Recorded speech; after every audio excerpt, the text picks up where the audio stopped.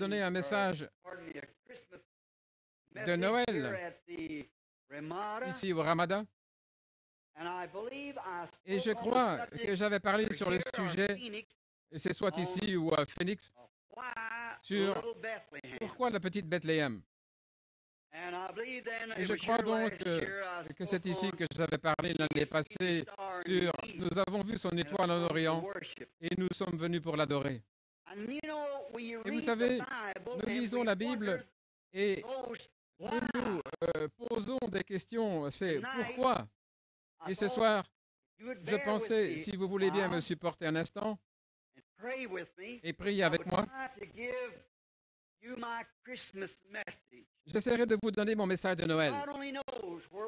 Dieu seul sait où nous serons à Noël l'an prochain, si jamais il y a un prochain Noël après celui-ci. Ainsi, comme celui-ci pourrait être le dernier Noël où nous sommes ensemble, avant de nous asseoir à une autre table, et ça ne sera pas comme ici, mais ce sera lorsque nous mangerons et boirons la communion à nouveau avec lui dans le royaume du Père, au bout de la route. Ainsi donc, abordons cela ce soir avec une profonde sincérité, comme si c'était le dernier message de Noël où nous pouvons être ensemble. Ce soir, j'aimerais parler sur un sujet inhabituel, mais parfois, vous trouvez Dieu dans des choses inhabituelles. Il fait des choses de façon inhabituelle, pas de façon habituelle, c'est de façon inhabituelle, en des temps inhabituels et dans des situations inhabituelles. Il est inhabituel. Et Dieu voulant, j'aimerais parler sur le sujet. Pourquoi ce devait être des bergers? Et maintenant, juste avant d'aborder la parole, et je crois qu'elle est Dieu.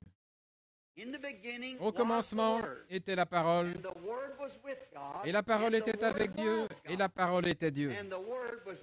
Et la parole a été faite chair et elle a habité parmi nous. La semaine passée, comme je le disais à Phoenix, ou plutôt la semaine d'avant, il est prouvé qu'il y a des personnes de ce monde, des gens qui traversent ce bâtiment en ce moment. La télévision prouve cela. Cela se trouve dans une autre dimension. Nos yeux naturels et nos 5 sens ne peuvent pas le capter. La télévision ne fabrique rien. Elle n'est qu'un canal. Vous ne pouvez pas bouger votre doigt. Vous ne pouvez pas cligner les yeux sans qu'il soit prouvé que cela a été enregistré pour toujours. Il se pourrait que je sois ou un homme en Australie. Vous pourrez avoir un écran de télévision ici. Non seulement ça, mais cet homme peut parler, bouger son doigt, cligner les yeux, et même la couleur des habits qu'il porte. Tout cela peut être projeté ici sur le mur. Et cela pendant que lui se trouve en Afrique, en Australie ou ailleurs. Ce sont des ondes dans l'air. Je ne peux pas l'expliquer, mais je sais que ça existe. Je ne pense pas que quelqu'un puisse vraiment l'expliquer. Ainsi, la télévision peut capter, transmettre et rendre cela une réalité au moyen d'instruments pour le projeter sur un mur. Maintenant, cette même chose était ici lorsqu'Adam était ici. La télévision était ici lorsqu'Élie s'est trouvé au mont Carmel. C'était ici lorsque Martin Luther, ce jeune prêtre, jeta la communion sur le plancher et dit « ce n'est qu'une hostie, et le juste vivra par la foi ». Elle était ici en ce temps-là. Mais ce n'est que maintenant que nous le découvrons. Il est aussi vrai que Dieu, les anges et les êtres surnaturels, ils ne peuvent pas être perçus par nos sens naturels, sont au milieu de nous ce soir. Mais un jour, ce sera une réalité, tout comme la télévision en est une aujourd'hui. Ce sera tout aussi ordinaire. Maintenant, c'est la raison pour laquelle je crois la parole. Jésus a dit, quiconque ajoutera une seule parole à cette Bible ou en retranchera une seule parole, sa part sera retranchée du livre de vie. Ainsi, avant même de lire cela, inclinons donc la tête. C'est si solennel. Tout homme qui a de la force physique peut tourner les pages, mais Dieu seul peut révéler cela. Et avec nos têtes inclinées maintenant vers la poussière d'où nous avons été tirés et où nous retournerons un jour, je me demande, et en ce moment solennel, alors que nous nous approchons de Noël, s'il y a ici des gens qui se sentent vraiment indignes et qui aimeraient qu'on se souvienne d'eux dans cette prière, voudriez-vous, sans lever la tête, juste lever la main vers Dieu et dire « Souviens-toi de moi, Seigneur, pendant ce Noël. » Que Dieu vous bénisse. Très saint et miséricordieux Père céleste, Dieu tout-puissant, celui qui était depuis le commencement, avant qu'il y ait une seule étoile, ou un atome, ou une molécule. Tu as créé toutes choses par Jésus-Christ, ton Fils, et tu nous as donné toutes choses gratuitement en lui. Nous te remercions ce soir, Seigneur, pour cette occasion que tu nous as donnée de nous rassembler pour être avertis et enseignés par le Saint-Esprit. Et le Saint-Esprit prend tes paroles et nous les révèle. Car Jésus a dit, lorsque lui, l'Esprit de vérité sera venu, il vous rappellera ces choses que je vous ai dites. Et il vous montrera aussi les choses à venir. Oh Dieu, il n'y a personne au milieu de nous. Il n'y a personne non plus sur la terre qui soit digne d'oser interpréter ta parole. Car il est écrit que la parole de Dieu ne peut être l'objet d'une interprétation particulière. Et pourquoi, Seigneur, nous prions que le Saint-Esprit nous accorde ce soir, à chacun de nous, la portion dont nous avons besoin pour satisfaire cette faim qui est dans nos cœurs, celle de marcher plus près de toi. Nous sommes inaptes, impurs et indignes. Accorde que l'enfant qui naquit à Bethléem, qui avait vécu la vie la plus parfaite et qui était le seul homme parfait sur la terre et qui s'est donné lui-même en rançon pour pouvoir nous purifier, nous pécheurs impurs, et nous faire entrer dans la relation avec le Père. Accorde que ce soir, ton Saint-Esprit, au travers de la prédication de la parole, fasse cela pour nous. Seigneur Dieu, il y a beaucoup de malades dans le pays aujourd'hui, en dépit de meilleurs médicaments utilisés pour soigner, de meilleurs médicaments et de meilleurs hôpitaux. Et pourtant, malgré toutes nos grandes découvertes scientifiques, il y a cependant plus de maladies que le monde ait jamais connues.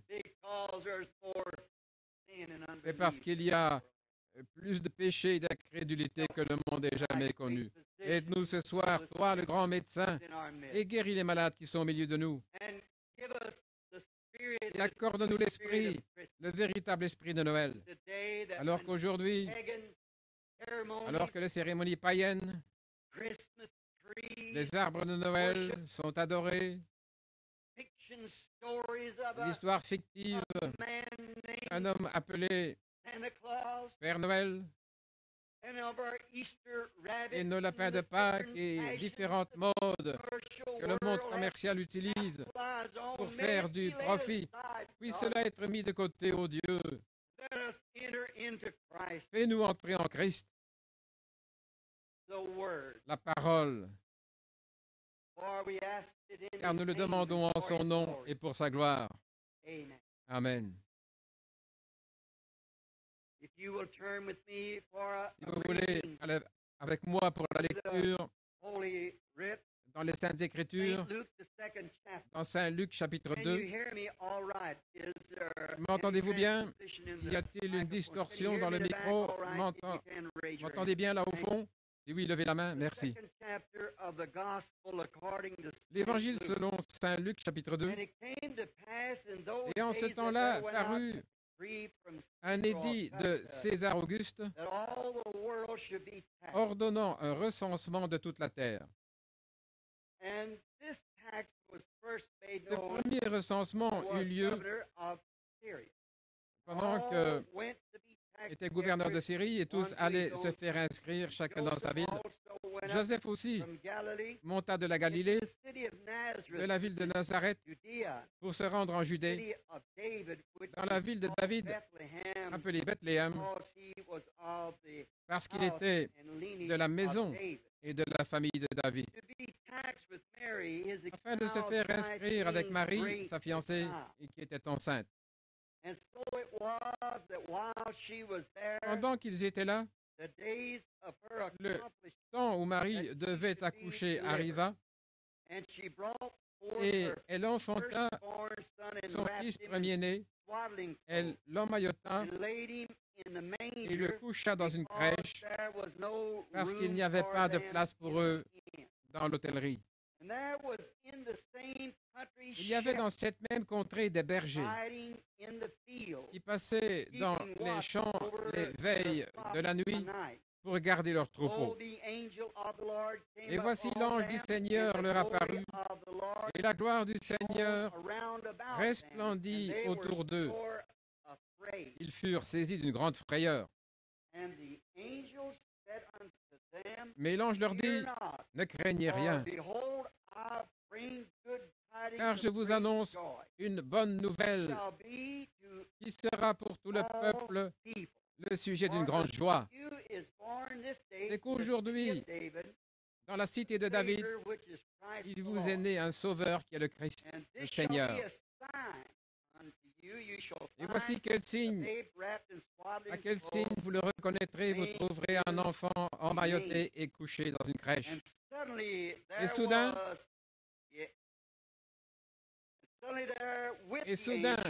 à l'ange, une multitude de l'armée céleste, louant Dieu et disant « Gloire à Dieu dans les lieux très hauts, et paix sur la terre parmi les hommes qui l'agréent. » Lorsque les anges les eurent quittés pour retourner au ciel, les bergers se dirent les uns les autres « Allons jusqu'à Bethléem et voyons ce qui est arrivé, ce que le Seigneur nous a fait connaître. » Ils y allèrent en hâte et ils trouvèrent Marie et Joseph et le petit enfant couché dans la crèche. Après l'avoir vu, ils racontèrent ce qui leur avait été dit au sujet de ce petit enfant. Tous ceux qui les entendirent furent dans l'étonnement de ce que leur disaient les bergers. Et Marie gardait toutes ces choses et les repassait dans son cœur. Et les bergers s'en retournèrent, glorifiant et louant Dieu pour tout ce qu'ils avaient entendu et vu, et qui était conforme à ce qui leur avait été annoncé. Que le Seigneur ajoute ses bénédictions à la lecture de sa parole. Maintenant,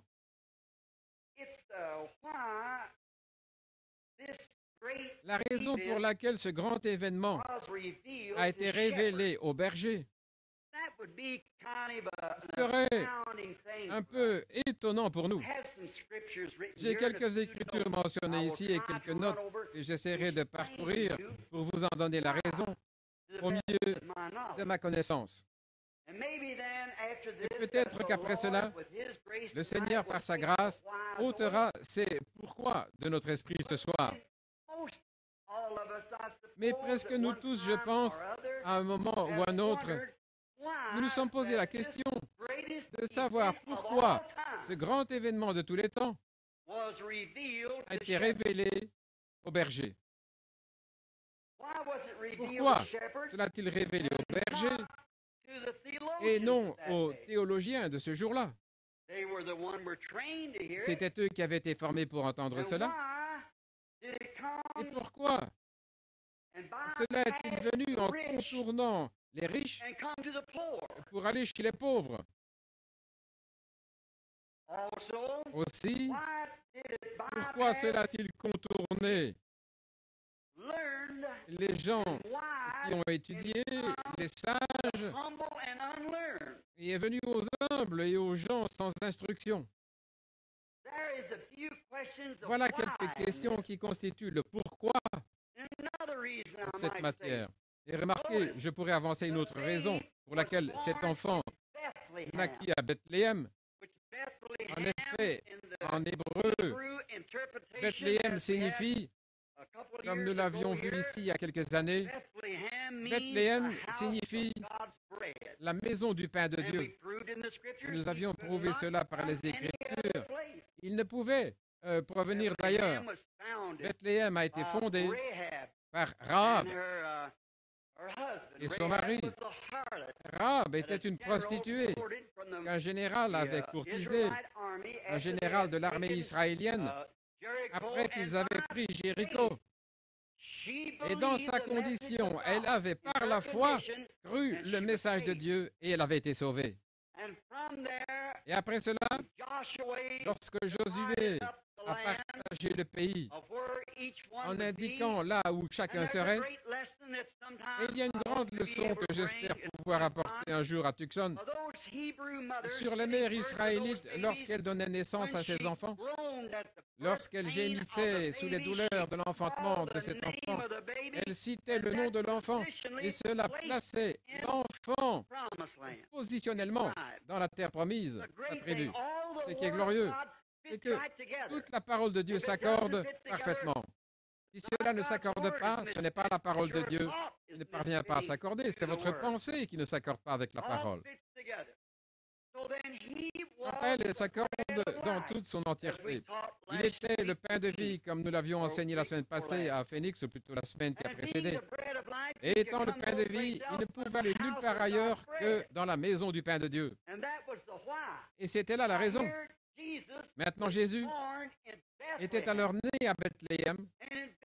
Et là, à Bethléem, il y avait des synagogues. De grands chefs religieux vivaient à Bethléem. David, le grand roi berger, était né à Bethléem. Son père, Jesse, était né à Bethléem. Son grand-père, Obed, était né à Bethléem. Aussi, en considérant toute la lignée, il est venu de Bethléem.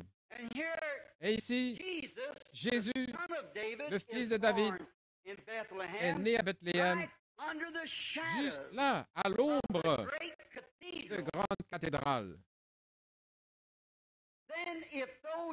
Alors si ces gens étaient formés et qu'ils attendaient le Messie depuis toutes ces années, la venue du Messie ayant été prophétisée 4000 ans durant, et alors, si le Messie est né à l'ombre d'une cathédrale, pourquoi ont-ils dû aller directement là dans les montagnes auprès d'un groupe de bergers illettrés et sans instruction pour leur apporter le grand message, le premier message? Et la commission a été donnée aux bergers, non pas aux sages et aux gens instruits, mais aux bergers. C'est une chose étrange, n'est-ce pas? Eh bien, il doit y avoir quelque part une raison à cela. La question est là. Il doit donc y avoir une réponse à cette question. Et personne à part Dieu ne connaît la réponse. Il est le seul qui connaît la réponse. Maintenant, souvenez-vous, le Messie était déjà dans la ville, né dans la ville, dans une étable, juste à côté de grandes cathédrales où le souverain sacrificateur Et les grands sacrificateurs, les théologiens, les sages, les gens instruits, eux tous étaient là attendant le Messie. Et il se trouvait là au milieu d'eux. Mais pourquoi sont-ils donc allés là, dans les montagnes de Judée, auprès des gens illettrés, non instruits, non cultivés, les gens les plus pauvres de tous? On dirait les gens les moins indiqués pour une telle tâche, révéler le message et être commissionné pour apporter le message. Connaissez-vous mon opinion? Cela peut ne pas valoir grand-chose, mais j'aimerais y mettre mon avis. Je crois que c'est à cause de la sagesse de Dieu. En effet, il savait que les autres ne recevraient pas un tel message, à voir la façon dont il était venu. Cela ne répondait pas au goût de leur instruction. C'était différent. Ce n'était pas ce qu'ils avaient appris à croire qu'il serait. C'était contraire à leur entendement théologique. Toute leur formation, toute leur instruction était contournée. C'était réduit à rien. Je crois que c'était par la sagesse de Dieu qu'ils savaient qu'ils ne recevraient pas un tel message. Le Messie était donc là, et il devait y avoir quelqu'un pour le reconnaître. Et il lui connaissait ceux qui ne s'étaient pas embrouillés dans des histoires de ce genre-là. Il lui était plus facile d'apporter son message à un groupe de gens non instruits plutôt qu'à un groupe de gens embrouillés qui étaient établis dans leur propre voie, au point que rien ne pouvait les ramener, même pas la parole de Dieu. Et maintenant, amis chrétiens, permettez-moi de vous poser cette question. En toute sincérité et avec amour, je me demande tout simplement s'il faisait la même chose ce soir, s'il nous envoyait dans cette génération la parole promise, celle qui a été promise pour cette génération. Je me demande si nos théologiens, nos instructeurs et nos sages ne rejetteraient pas le message exactement comme les autres l'avaient fait en ce temps-là. L'homme ne change pas. La parole de Dieu ne change pas non plus. Il est le Dieu immuable. Il ne change pas. Remarquez. Les anges étaient venus. Les anges étaient venus et avaient donné leur message aux hommes de si basses conditions, alors qu'il y avait là des hommes beaucoup plus qualifiés du point de vue terrestre que ces pauvres bergers illettrés. Le berger était le plus illettré de tous. Il n'avait besoin de connaître rien d'autre que ses brebis. Il n'avait pas besoin de connaître les mathématiques. Il n'avait pas besoin de connaître comment décomposer un atome. Il n'avait pas besoin de l'instruction scolaire. Il avait tout simplement besoin de connaître ses brebis. C'est tout ce qu'il lui fallait connaître. Et Dieu, la grande sagesse, la fontaine et la source de toute sagesse, a bien voulu choisir une telle personne, plutôt des personnes comme celle-là, et contourner tous les érudits bien formés qui avaient été formés pour reconnaître cela. Cela montre quelque chose, c'est que le domaine dans lequel ces gens-là avaient été formés n'était pas approprié. Il a contourné tous les gens les plus importants du pays. Il avait Il y avait des gens importants, de grands docteurs, Caïphe, le souverain sacrificateur, beaucoup d'autres grands hommes, tous les géants intellectuels d'Israël, toutes les dénominations et tous les théologiens enflés d'orgueil. Dieu les a tous contournés. Eh bien, c'est cela la sagesse de Dieu. Remarquez, les cieux les plus élevés se sont empressés d'honorer les gens les plus humbles et les plus illettrés de la terre. Le plus haut des cieux est descendu pour se faire connaître aux gens les plus bas de la terre, contournant tous ceux qui se trouvaient au milieu pour se faire connaître aux bergers ordinaires, pour venir apporter à ces bergers ordinaires le plus grand message de tous les temps. Il y a eu beaucoup de grands messagers. Nous pouvons penser au temps de Noé, des prophètes et des grands sacrificateurs et des autres qui ont été dans les âges passés, des grandes personnes instruites, des rois, des potentats, des monarques. Mais ici, il vient avec le plus grand de tous les messages. Quel était le message? Le Messie est ici, maintenant. Et pour faire connaître cela, il a contourné tous les gens instruits pour faire connaître cela aux humbles bergers. Pensez-y, tous les ecclésiastiques, tous les hommes d'église, tous les enseignants, tous les enseignements théologiques, tout l'argent qui avait été dépensé, toutes les églises et les doctrines et les dénominations étaient tous contournés. Toute l'instruction pour laquelle ils avaient fait des dépenses dans tous les missionnaires et tous les prosélytes, toutes les adhésions et tout ce qu'ils avaient pensé avoir fait pour honorer Dieu, néanmoins, le message clé de tout cela leur avait échappé. C'est étrange. Pourquoi? Et remarquez, non seulement ça, mais c'est un endroit le plus invraisemblable pour un tel événement. Les bergers étaient donc ceux qui avaient reçu le message. Et maintenant, remarquez où le message était, à l'endroit le plus inattendu, à l'endroit où l'on s'attendait le moins qu'il viendrait.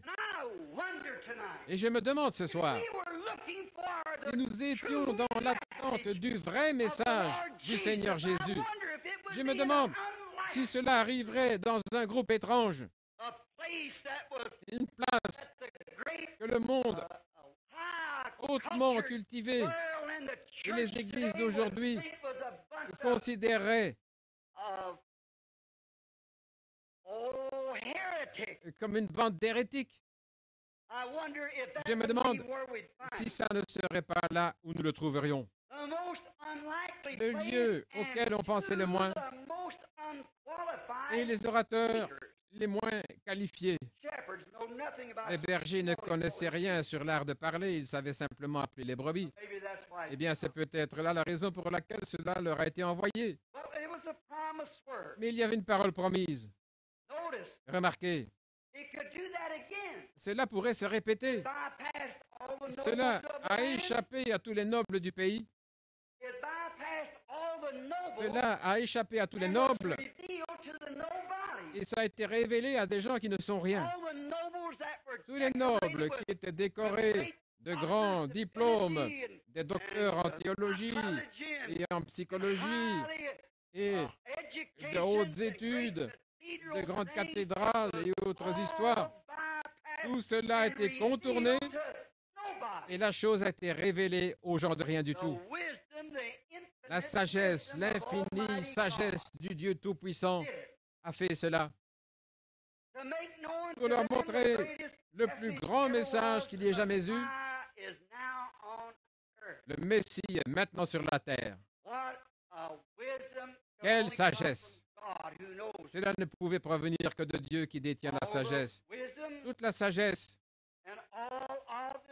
et toute l'instruction et tout avait donc été jeté dans la poubelle et contourné par la grande sagesse de Dieu. Je ne cesse de répéter cela parce que je veux que cela entre profondément. Tout avait été jeté à la poubelle, ça ne servait à rien, tout cela avait été laissé de côté pour que la sagesse de Dieu ait le droit de passage. Car Dieu prend des choses qui ne sont rien pour en faire quelque chose. Nous pourrions nous arrêter ici et parler de Jean. Nous pourrions nous arrêter et parler d'Élie. Personne ne sait d'où venait Élie. Tout ce qu'on sait, c'est qu'il est tout simplement apparu sur la scène. Jadis, les prophètes au cours des âges étaient des gens de rien.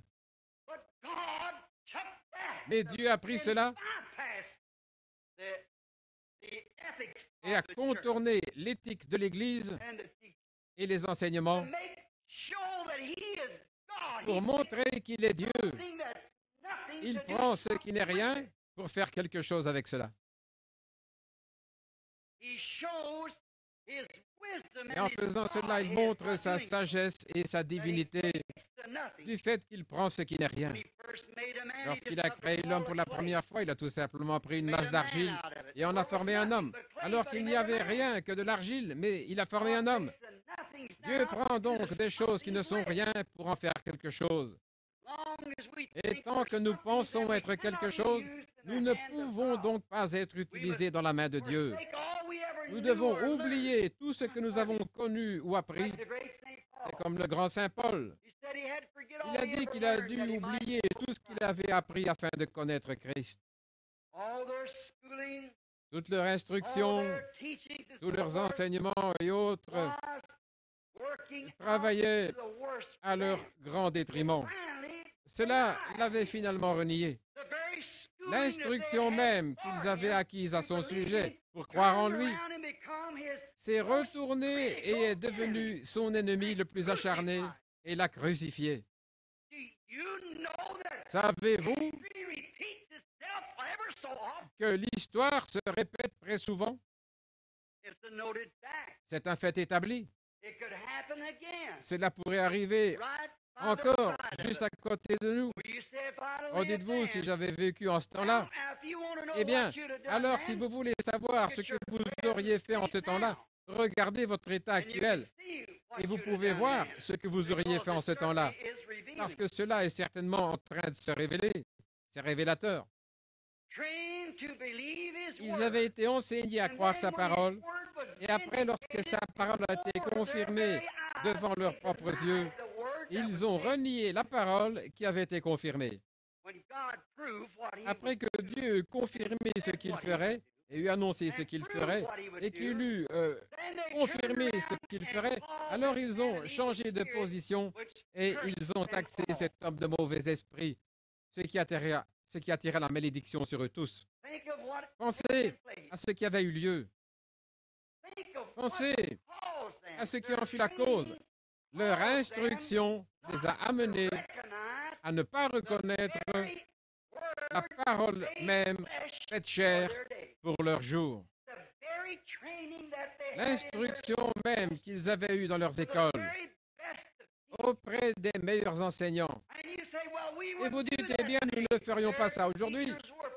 Leurs enseignants étaient de loin suprêmes par rapport aux nôtres, supérieurs à nos enseignants.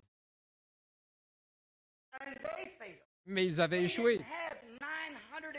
Eux n'avaient pas 996 différentes organisations comme nous en avons aujourd'hui.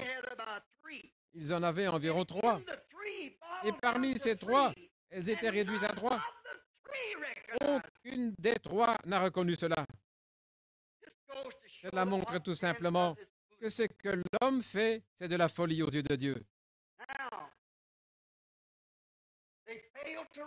Eh bien, ils avaient manqué de reconnaître cela. Et ils feraient la même chose une fois de plus. L'homme, l'intention est bonne, elle est toujours bonne. Et l'homme ne change pas sa manière de voir, il ne change pas tellement ses voix. Je parle des hommes du monde. L'homme loue toujours Dieu, l'homme religieux, pour ce qu'il a déjà fait. Et il indique toujours aux gens ce qu'il va faire. Et au même moment, il ignore ce qu'il est en train de faire. Voyez-vous, ça, c'est tout simplement l'homme. Il est fait ainsi. Il a toujours été ainsi.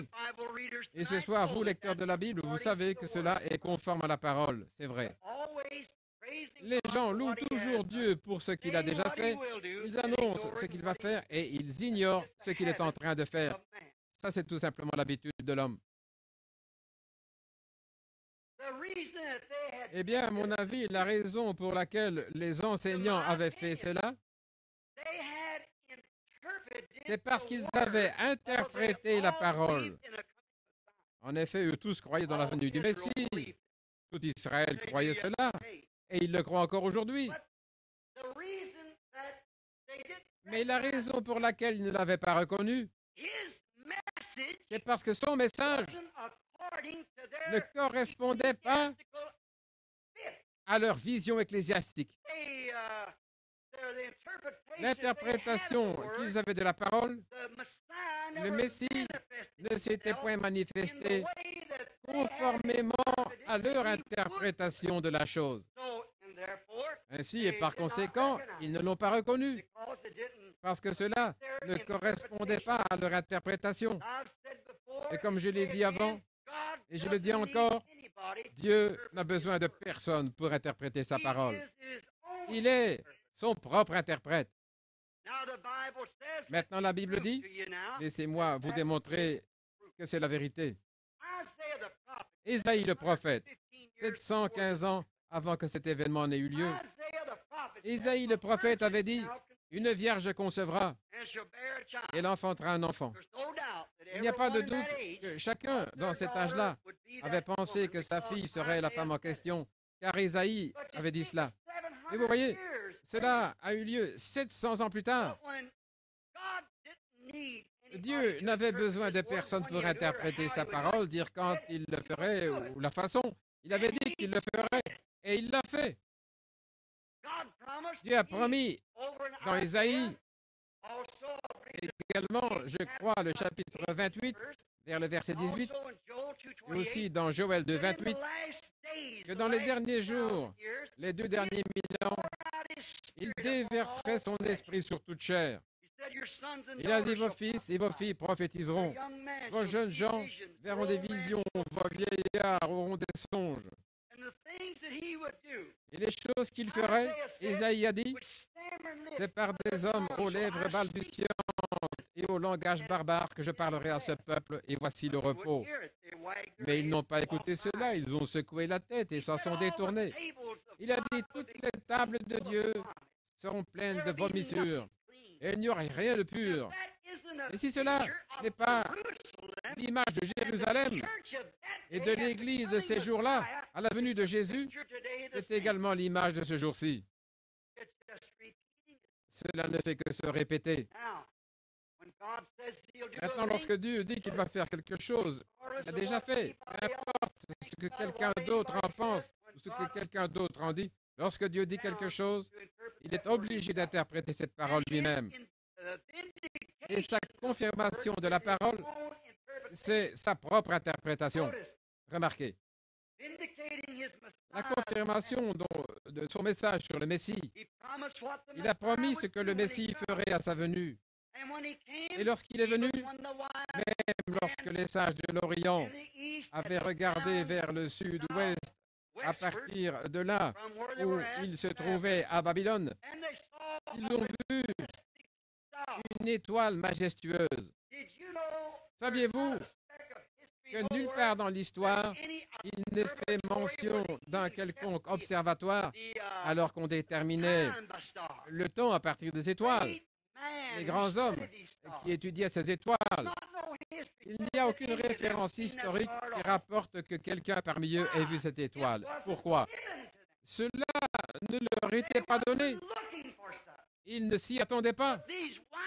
Mais ces sages savaient qu'une étoile de Jacob s'élèverait. Et ils s'y attendaient. Et elle passait depuis le temps où Jésus naquit à Bethléem. Je sais que notre tradition chrétienne est exactement comme nos églises. Ils ont des choses pêle-mêle, sans dessus-dessous. Allez quelque part ici et vous verrez des sages venir adorer un bébé. Cela n'existe pas dans les Écritures. Ils étaient arrivés là 2 ans plus tard, après avoir parcouru les plaines et traversé le fleuve Tigre. Ils ne s'étaient jamais rendus là pour adorer un bébé, mais c'était un jeune enfant d'environ 2 ans. Comment s'est-il fait qu'au même moment, Hérode a massacré tous les enfants à partir de 2 ans jusqu'en bas? C'était afin qu'il puisse avoir le Messie. Vous voyez, Dieu avait confirmé par sa parole. Et lorsque ces sages arrivèrent à Jérusalem, l'étoile les avait conduits à la capitale religieuse du monde, Jérusalem. Et aussitôt qu'ils franchirent ces portails, cette étoile, l'étoile surnaturelle qui les avait conduits, refusa de continuer à les conduire. Ces braves gens parcoururent les rues des hommes riches avec des chameaux revêtus des beaux draps et tout. Ils parcoururent les rues en demandant « Où est le roi des Juifs qui vient de naître? Nous avons vu son étoile en Orient. » Et cette grande capitale religieuse, 2 ans après le message des bergers, n'avait toujours pas de réponse et ne connaissait rien à ce sujet. Le quartier général de toutes les dénominations n'avait pas de réponse. Cela troubla donc le Sanhédrin et ils firent venir les scribes pour donner la lecture et ils firent la lecture de l'histoire de Michée, le prophète, qui avait dit « Et toi, Bethléem, tu n'es certes pas la moindre des principales villes de Juda, la moindre, mais de toi sortira celui qui régnera sur mon peuple Israël. » Et après la lecture des Écritures, qui étaient pourtant confirmées devant leurs yeux, ils n'acceptèrent toujours pas cela, bien que les Écritures le disaient. Et je doute fort qu'ils puissent accepter cela aujourd'hui, si les Écritures qui sont promises pour ce jour étaient manifestées. Il se pourrait que je ne vous prêche plus jamais, mais j'aimerais que vous compreniez ceci. Ils ne croiraient toujours pas. La grande sagesse du Père rend la sagesse humaine si insensée que cela rend l'homme très petit. Effectivement, il en arrive à éprouver une grande honte de lui-même, mais il n'est pas assez grand pour admettre qu'il a tort. Il s'accroche toujours à son histoire.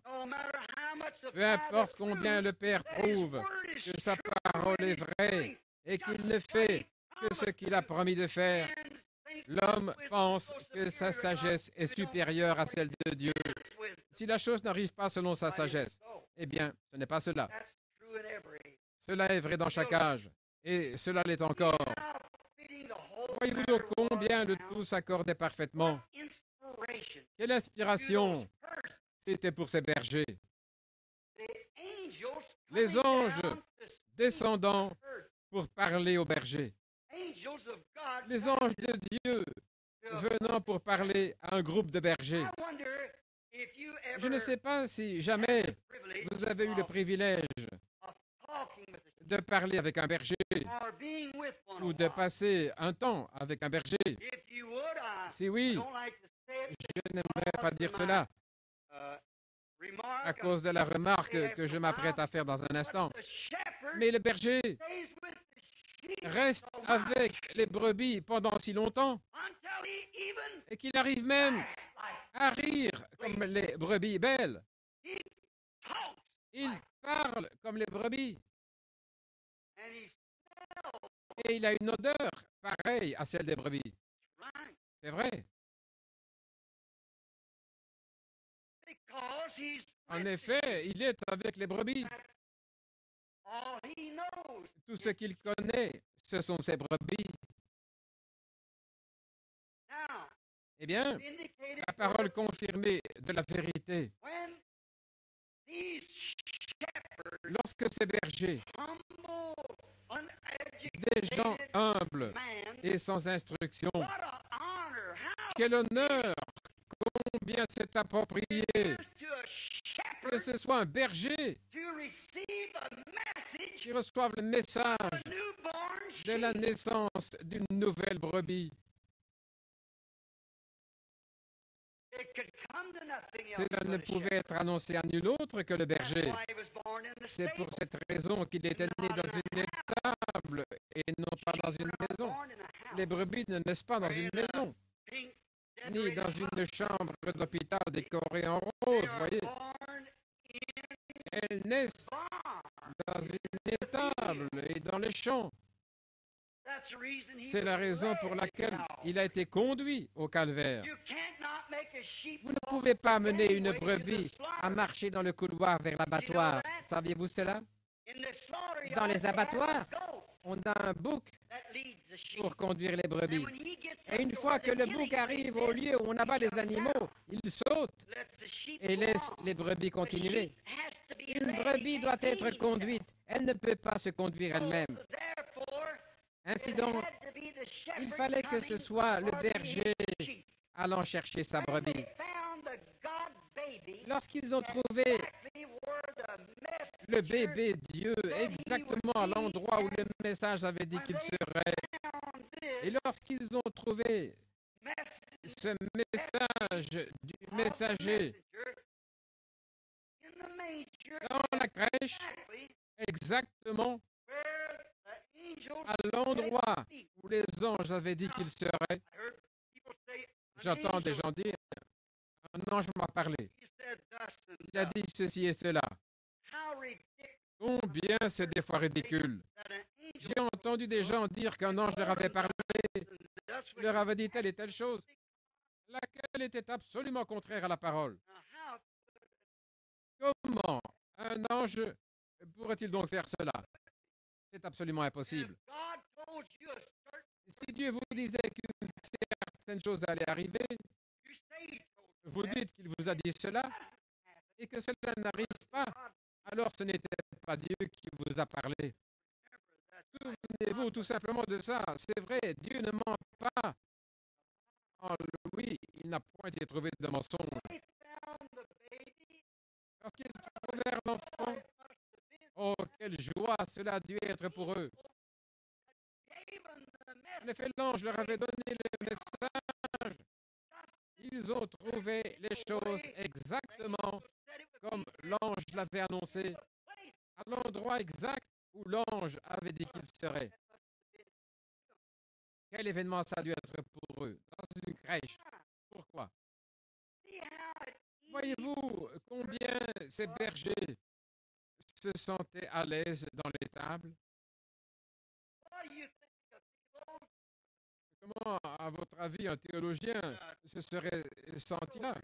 Il se pincerait le nez en disant « Oh, faites-moi sortir de cet endroit !» Il se sentirait vraiment mal à l'aise là-bas. Il serait malheureux. Et vous voyez, les bergers se sentaient vraiment chez eux. Dieu sait où envoyer son message. C'est tout à fait vrai. Dans l'état où étaient les bergers en ce moment-là, dans leur étable avec leur agneau, un message confirmé qu'ils avaient entendu. Comme c'est beau. En présence du Messie, la parole confirmée de leur message. Lorsque les bergers ont appris que le Messie était sur la terre, qu'ils sont entrés dans sa présence, juste dans leur propre environnement, et qu'ils ont vu que le message était vrai et qu'il avait été confirmé. Qu'est-ce que cela a dû susciter comme sentiment dans ces bergers en voyant que Dieu avait accompli ce grand événement pour eux? Eh bien, les gens instruits se seraient vraiment sentis mal à l'aise dans de telles circonstances et ils auraient discuté.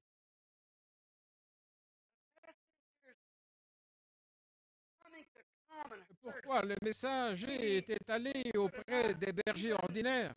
Peut-être qu'ils ne pouvaient même pas. Peut-être que certains de ces bergers n'étaient même pas capables d'écrire leur propre nom. J'en doute fort, vous savez. Les bergers que Jésus avait choisis lorsqu'il était ici sur la terre pour paître ses brebis. Pierre, m'aimes-tu plus que ceux-ci? Oui, Seigneur, tu sais que je t'aime. Fais mes brebis. Et la Bible dit que Pierre était un homme ignorant et illettré. Il choisit toujours des bergers. Les membres d'église de ces jours-là, les sacrificateurs et les gens mieux instruits de la société de l'époque se seraient vraiment sentis mal à l'aise dans une étable. Eh bien, je ne suis pas tout à fait sûr que beaucoup d'entre vous pourraient se représenter, peut-être vous les gens de la ville. L'odeur d'une étable de la Judée, ce à quoi cela ressemblait. Comme les animaux dans une étable. Et ce que cela a pu être. Eh bien, certaines de ces personnes classiques d'aujourd'hui se sentiraient vraiment mal à l'aise là-bas. Elles ne franchiraient même pas la porte. Mais il a plu à Dieu, par sa sagesse infinie, de révéler cela à ceux qui pouvaient recevoir la chose. Les érudits, les sages de l'époque n'auraient certainement pas reçu cela. Ils se sentiraient si humiliés d'être surpris dans un endroit pareil. Eh bien, premièrement, s'ils retournaient à leur église et qu'ils témoignaient qu'ils avaient assisté à une telle réunion et avoir cru à une bande de bergers non instruits qui racontaient un tel phénomène, ils auraient été excommuniés de leurs églises. Ils auraient été chassés de la société de Bethléem. S'ils avaient été surpris en train d'écouter un groupe de gens aussi illettrés que ces bergers, ils se seraient certainement sentis humiliés. Ils s'étaient associés aux gens si ordinaires et avaient accepté pareilles hérésies, comme de croire que Dieu avait apporté son message à un groupe de bergers non instruits, alors qu'eux avaient tout préparé pour cela. Ils auraient perdu leur affiliation. Ils auraient été obligés de restituer leurs papiers. Et ils ne pouvaient pas être reconnus comme membres de la société de leur groupe de ces jours-là, du fait qu'ils s'étaient associés à une telle chose plutôt qu'au meilleur courant des gens bien pensants. Quelle audace, aurait dit le prêtre. Vous amenez ici dans mon sanctuaire une telle hérésie, une telle folie,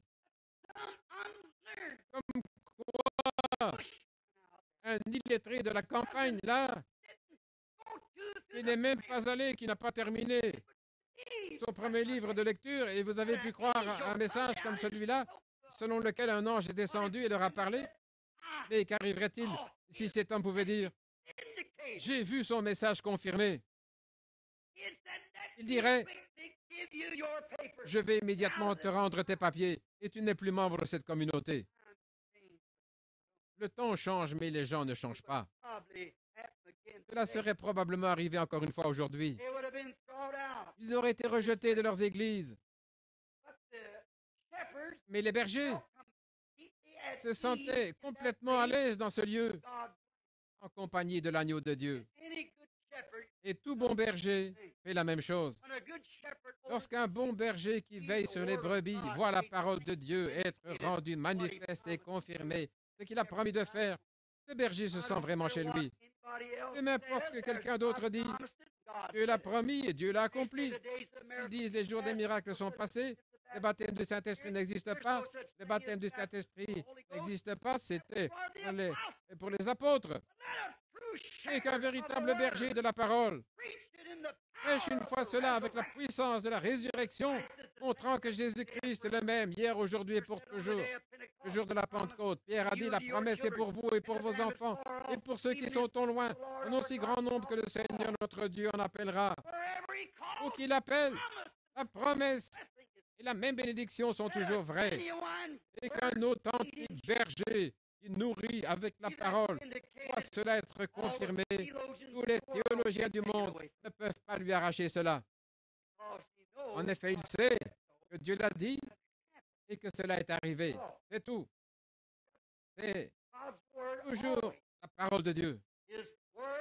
La parole a été faite chair et l'a habité parmi eux, mais ils ne l'ont pas reconnu.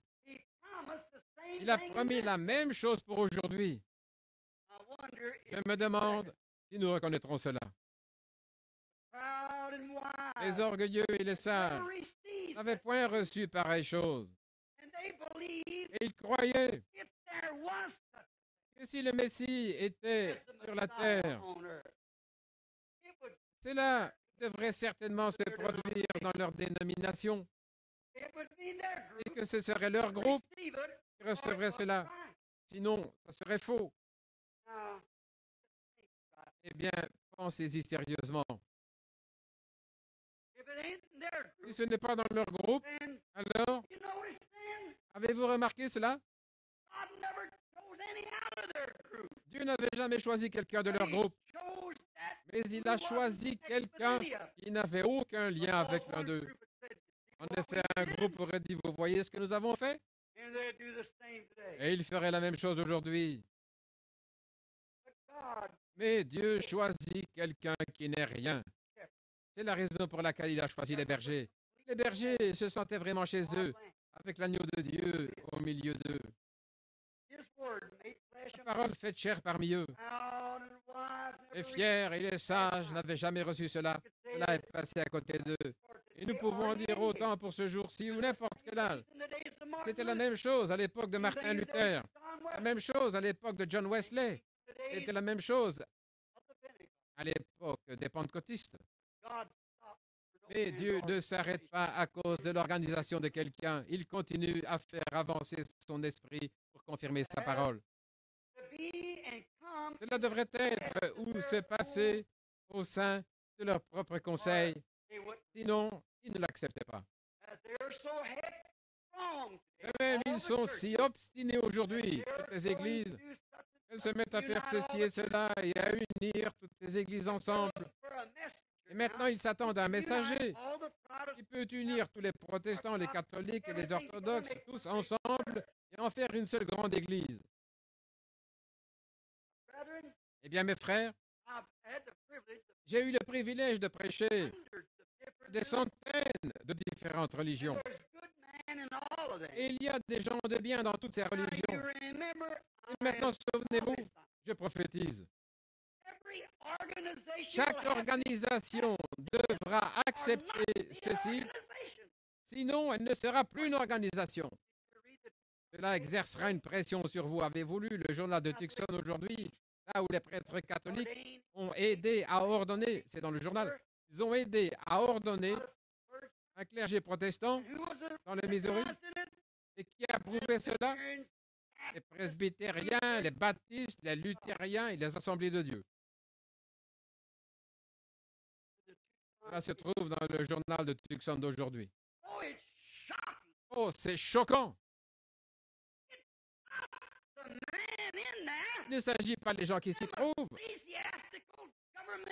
Ce sont des chefs ecclésiastiques, des chefs politiques qui pervertissent la chose. Là-dedans, le système vous jette là-dedans, que vous le vouliez ou pas.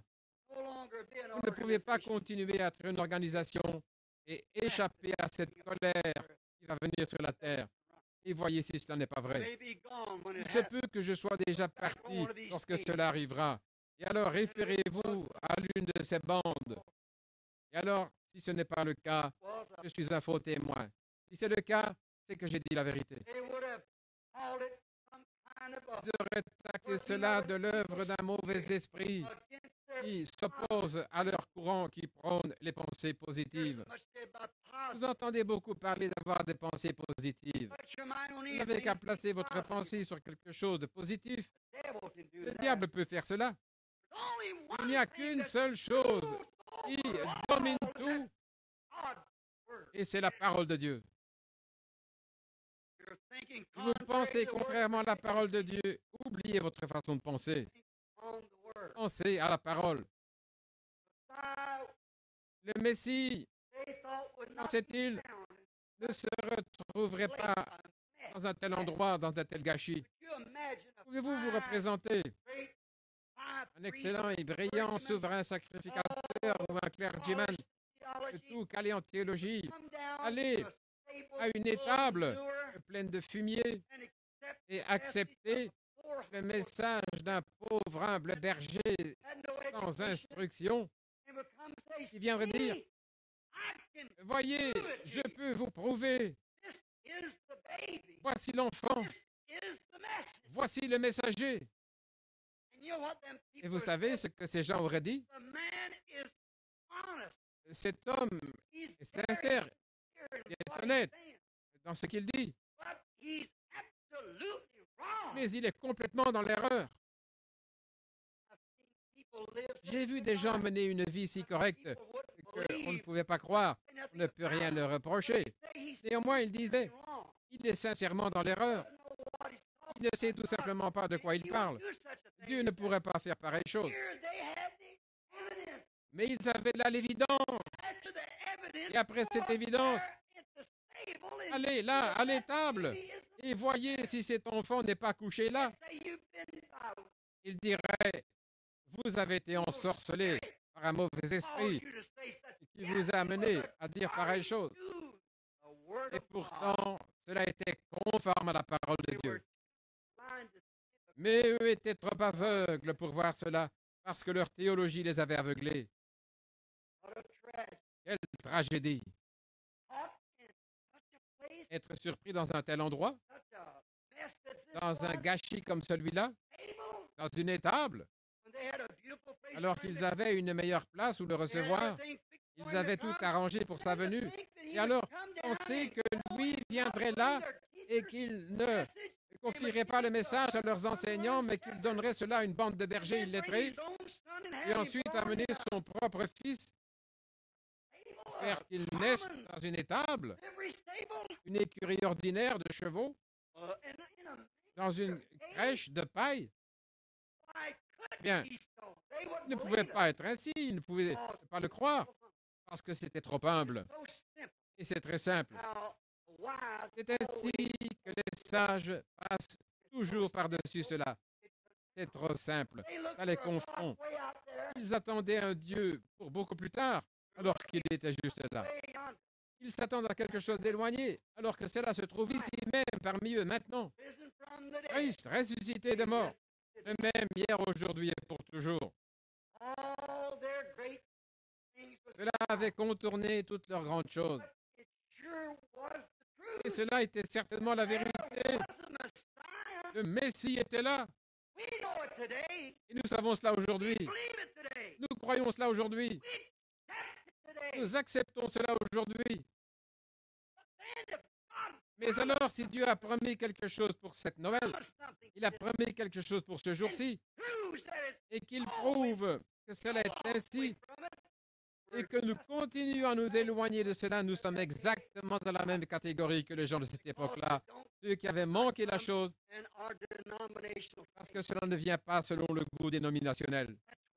C'est pourquoi nous sommes dans un tel gâchis pendant cette fête de Noël. Jésus-Christ n'est pas mort, il est vivant, il est ici aujourd'hui. La Bible dit qu'il est le même hier, aujourd'hui et pour toujours.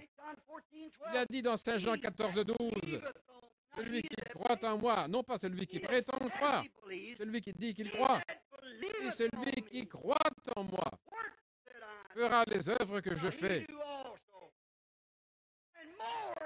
Et il en fera davantage, car je m'en vais au Père.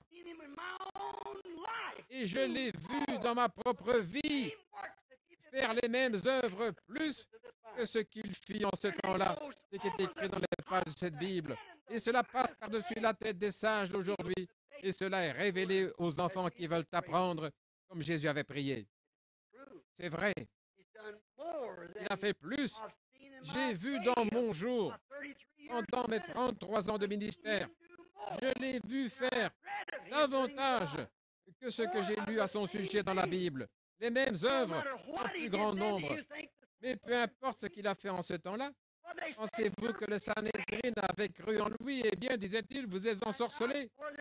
Et voyez, là où ils ont commis leur erreur, c'est quand ils ont cherché à trouver non pas ce que leur credo disait, mais ce que la parole disait que le Messie ferait à leur époque. C'est là que nous commettons l'erreur aujourd'hui. Lorsque nous ne sondons pas les Écritures, Jésus leur a dit, sondez les Écritures, en elles vous pensez avoir la vie éternelle et ce sont elles qui rendent témoignage de moi.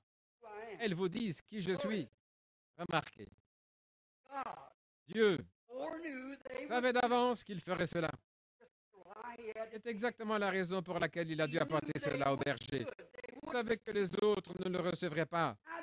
Ne recevraient pas cela. Maintenant, vous voyez pourquoi il fallait que ce soit des bergers. Pourquoi des bergers? Les théologiens ne recevraient pas cela. Pourquoi encore une fois les bergers?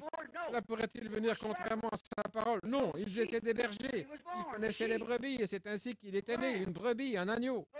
Remarquez, il était l'agneau. Ils étaient les seuls à pouvoir l'accepter. Seul un berger pouvait accepter un agneau. Il savait comment prendre soin de lui. Et il en est de même aujourd'hui. Lorsque nous recevons le message de l'agneau. Et maintenant, c'est frappant. Les gens les plus humbles, les illettrés en train d'adorer Emmanuel dans une étable. Il y avait là des gens à la même époque qui enseignaient leur théologie. De grandes foules affluant de partout, de tous les coins du pays, venaient au sacrifice que Jéhovah qualifiait de puanteur à ses narines. De l'autre côté, il y avait des humbles bergers dans une étable en train d'adorer Emmanuel. Dieu lui-même est chair et couché dans une étable. Voyez comment nous, avec notre grande instruction, la tête penchée vers l'arrière comme ceci, comme si nous connaissions quelque chose et Dieu contourne tout cela. Il fait ce qu'il a promis de faire. Et il fait toujours cela. Mais pensez à ces bergers de basse condition qui étaient en train d'adorer Emmanuel dans une étable. C'est la chose la plus frappante, certainement. Après, ils eurent adoré, ils eurent réalisé que le message qu'ils avaient prêché était confirmé. Ils étaient là en train de louer Dieu avec le message le plus incroyable d'un ange. Maintenant, comparez cela à ce qui se fait aujourd'hui. Arrêtez-vous une minute et pensez-y. Des hommes étaient là en train d'adorer Dieu, de le louer pour ce qu'ils avaient vu, ce qu'ils avaient entendu, ce qu'ils savaient être la vérité, avec le message qui était incroyable pour la pensée intellectuelle. C'était contraire à toute conception ecclésiastique. Et pourtant, c'était la vérité. C'est la vérité. Croyez cela. Et maintenant, combien la sagesse de l'homme peut être une folie. Alors il disait, une chorale d'anges avait chanté pour eux la première Noël. Pouvez-vous imaginer cela?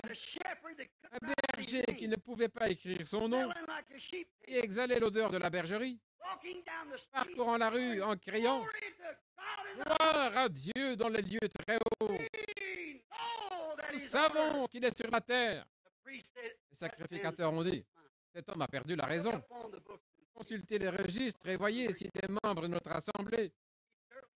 Il nous embarrasse certainement avec son enseignement contraire à l'éthique. Chassez-le du milieu de nous. Nous ne voulons pas être embarrassés au milieu des gens. Eh bien, vous pouvez être embarrassé parmi les gens et être glorifié aux yeux de Dieu. Faites votre choix. Souvenez-vous-en, le goût ecclésiastique du jour ne correspond pas à la parole de Dieu. Là, il n'y avait pas 996 différents goûts pour cela. C'était un seul goût, une seule parole, un seul Dieu. C'est tout. Il disait que les anges avaient chanté pour eux la première Noël. Et aussi, ils avaient un message de la part d'un ange. Un ange leur était apparu, leur avait donné un message. Ils étaient partis, ils avaient trouvé que le message était la vérité. Et ils disaient en plus de cela, l'ange a chanté pour nous la première Noël. Pouvez-vous imaginer ça? Et ils disent, pauvre homme, ils n'avaient jamais eu pareille chose au milieu d'eux, vous savez. Si c'était une doctrine étrange pour eux. C'est la raison pour laquelle ils ne pouvaient pas voir cela dans les Écritures. Il ne leur était pas donné de voir cela. C'était incroyable pour les sages. Jamais pareille expérience ne leur était arrivée. Incroyable, mais c'était pourtant la vérité. C'est la vérité. Nous savons que c'est la vérité. Pensez-y. Les premiers convertis de Christ et sa première assemblée étaient des bergers et non des ecclésiastiques, des bergers, des gardiens de troupeaux. Pourquoi les bergers? Remarquez. Là, ils louaient et glorifiaient Dieu pour ce qu'ils avaient vu et entendu. Ils avaient entendu les anges chanter pour la première fois pour un être humain. Les anges n'avaient jamais chanté pour un être humain avant. Observez les chorales. Comment elles se tenaient, avaient bien exercé leur voix. Ils chanteraient à la naissance du Messie. Et tous avaient été laissés de côté. Et les anges sont descendus et chantèrent pour des bergers ordinaires. Ils n'étaient pas vêtus d'habits ecclésiastiques, mais qui portaient des habits de berger. Et voyez qui a reçu le premier message. C'est incroyable. Et là où ça a été livré, ce n'était pas dans les cathédrales, mais au désert. Là, au désert, où l'ange du Seigneur est venu. Non pas dans l'église, au désert. Ils n'étaient même pas accueillis dans l'église. Ils pensaient qu'ils étaient, ils pensaient qu'ils avaient cela. Et Dieu prouva que c'était faux. Il est capable de ces pierres de susciter des enfants à Abraham, c'est vrai. La première fois que les anges aient jamais chanté à une célébration, c'était au ciel. Si vous regardez dans Job 38, 7, comme je vois certains d'entre vous prendre des notes, lorsque Dieu avait programmé pour la première fois de former la première création, la terre, Job était un homme remarquable et intelligent. Il avait de la sagesse en tout. Il disait, lorsque je me rends au marché, les jeunes princes s'inclinent tous devant moi et désirent avoir juste un moment pour entendre de ma sagesse. Il ne pouvait pas comprendre pourquoi il était traité comme il l'était. Et alors, Dieu lui parla disant, Saint terrain comme un homme, car je vais venir t'interroger, je vais te parler. Lorsque Dieu descendit dans un tourbillon, il dit, Job, où étais-tu avant que je pose les fondements de la terre? Lorsque les étoiles du matin chantaient ensemble et que les fils de Dieu poussaient des cris de joie, où étais-tu alors, Job? Et il fut alors déprimé. Où étais-tu? Voyez, la première fois que les anges avaient chanté à une célébration, c'était au ciel. La première fois qu'ils aient chanté sur la terre, c'était à l'intention des bergers à la naissance de Dieu, Emmanuel sur la terre. Les premiers êtres humains à entendre un ange chanter, c'était d'humbles bergers. Lorsque nous considérons nos femmes au visage fardé, aux cheveux coupés, en short et qui balancent une espèce de robe d'église autour d'elles, qui se tiennent là et chantent comme je ne sais quoi. Et nous pensons alors que Dieu doit écouter cela. Il y a là des anges qui peuvent le divertir avant même qu'il ait formé un être humain. Vous allez là et vous menez une certaine vie, vous portez des habits qui sont abominables aux yeux de Dieu. Comment pouvez-vous espérer que cela soit de Dieu? Vous dites, eh bien, je suis membre de... Où étiez-vous lorsque je posais les fondations de la terre? Dites-moi sur quelle base je les ai appuyés. Où se trouve l'axe autour duquel ils tournent? Où étiez-vous en ce temps-là? Pensez que Dieu doit nous poser des questions pour tirer quelque chose de notre sagesse. Notre sagesse est tout simplement de la folie à ses yeux. Il fait ce qu'il a dit qu'il ferait. Remarquez, Dieu est sur le point de faire une autre création. Il a créé le monde mortel, la vie mortelle. Les anges chantent au ciel. Et ici, il crée une nouvelle vie, la vie éternelle pour l'homme. Et il chante pour ses sujets au travers des anges, sur la terre, pas au ciel. Le ciel a la vie éternelle. Et il a chanté, ils ont chanté pour les cieux, parce que la création mortelle est apparue. Et ici, la création immortelle est en train d'apparaître. Et alors, il chante pour les hommes de la terre la première fois. C'était à l'intention des bergers. C'est frappant, n'est-ce pas? Il devait commencer une nouvelle création. Qu'était-ce? Une création de lui-même. Dieu était fait chair et il habitait parmi nous. La Bible dit, au commencement de la création de Dieu, Dieu a été créé sous la forme humaine. En Jésus-Christ, son Fils, Dieu demeurait. Il construisit son tabernacle de chair et d'os. Et il vécut dans ce tabernacle-là. Dieu, Emmanuel, Dieu avec nous. Il s'est construit une maison pour y habiter, ainsi il pouvait manifester sa parole à ses sujets au travers de cela. Vous savez ce que Dieu est en voyant Christ. Souvenez-vous, il y a toujours des chants à la naissance d'un roi, combien le savent? Bien sûr, vous le savez bien. Pensez-vous que si ce roi devait naître là-bas, une femme aurait accouru dans cette cathédrale-là, disant apprêtez-vous vite, apprêtez un lit et faites venir le docteur parce que je vais mettre au monde Emmanuel. Si une pauvre femme de Nazareth, la ville la plus basse, plus ville que Tucson ou n'importe quelle autre ville, si cependant cette petite femme était accourue là auprès de ce brillant souverain sacrificateur et dit je suis sur le point de donner naissance à Emmanuel, vous l'aurez jeté en prison. Il l'aurait certainement fait. Il l'aurait fait. Oh, pareille hérésie, être amené à son peuple, il n'aurait pas supporté pareille chose. Et il ne le supporterait pas non plus aujourd'hui. Mais malgré tout, cela arrive, malgré tout. Il devait y avoir des chants. On n'aurait pas chanté pour lui. Les gens n'auraient pas chanté pour lui parce qu'ils ne croyaient pas en lui. Et c'est la raison pour laquelle, voici la chose. Vous feriez mieux de ne pas manquer cela. C'est la raison pour laquelle aujourd'hui les gens ont honte de louer Dieu. Ils ont honte de Christ. Les grandes cathédrales ne recevront pas le baptême du Saint-Esprit.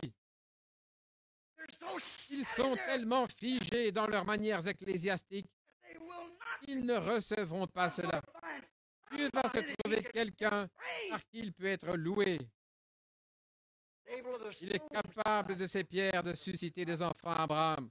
Je cite encore Jean. Remarquez, ces sujets doivent chanter pour lui. Et ces sujets en ce temps-là, c'étaient ces anges. Ils chantèrent à l'intention de ces bergers qui devaient apporter son message. Qui était censé entendre ça le premier?